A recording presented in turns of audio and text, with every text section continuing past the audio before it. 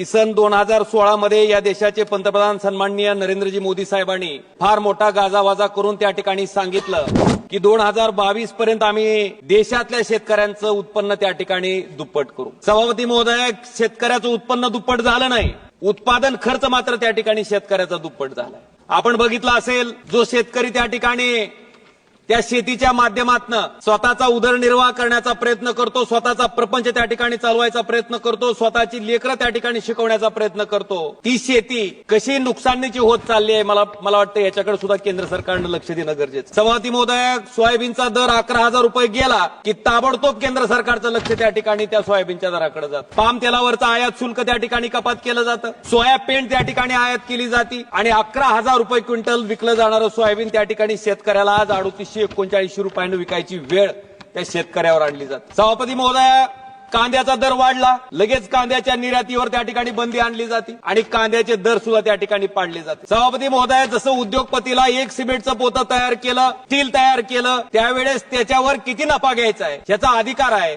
मला वाटतं त्याच पद्धतीनं शेतकऱ्यानं स्वतःच्या रक्ताचं पाणी करून, हाडाची काढं करून जे सोयाबीन पिकवलंय, जे पीक पिकवलंय, त्या पिकावर सुद्धा त्याला किमान त्याचा प्रपंच चालावा इतका नफा मिळवण्याचा अधिकार त्या ठिकाणी आहे।